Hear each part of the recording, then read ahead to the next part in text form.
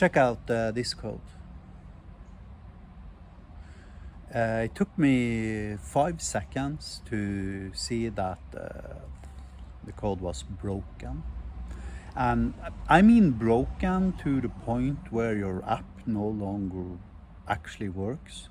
You see, that piece of code there will inevitably at some point into the future result in that your application will crash. If I need to explain to you why, then please do me a favor and send me your salary. This is basic 101 fucking software development. You know, I needed an example of crappy C# code to give to a guy who was claiming C# was better than Hyperlambda. So I went to DuckDuckGo, I searched for C# database tutorial. Here you go.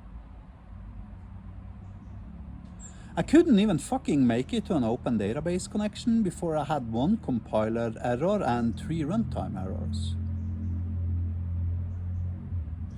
Seriously?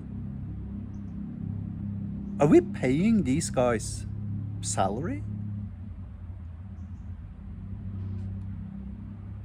My cat knows more about C# than 99.999% of every single C# expert.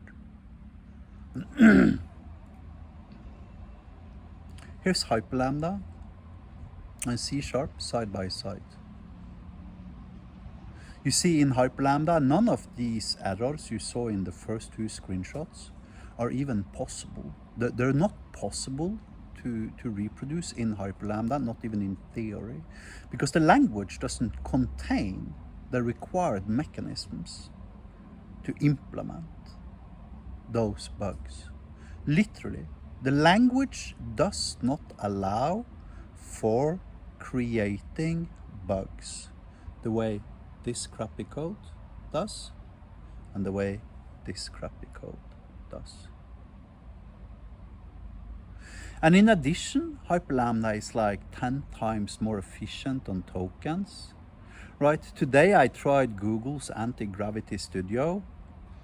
It took me 10 minutes to perform a job that literally took me 10 seconds with my Hyperlambda generator.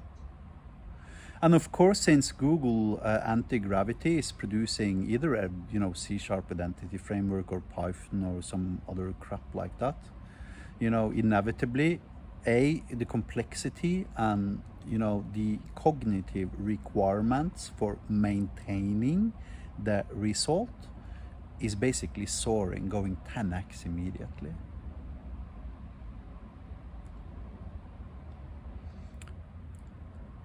I'm speechless. Look at this. This is a C# tutorial about how to connect to a database. I'm speechless. If you published something like this 15 years ago, you'd be bullied off the internet. And to be quite honest with you, I'm inclined to believing that the guy who wrote this tutorial needs to stop publishing stuff on the internet, because it's literally that bad.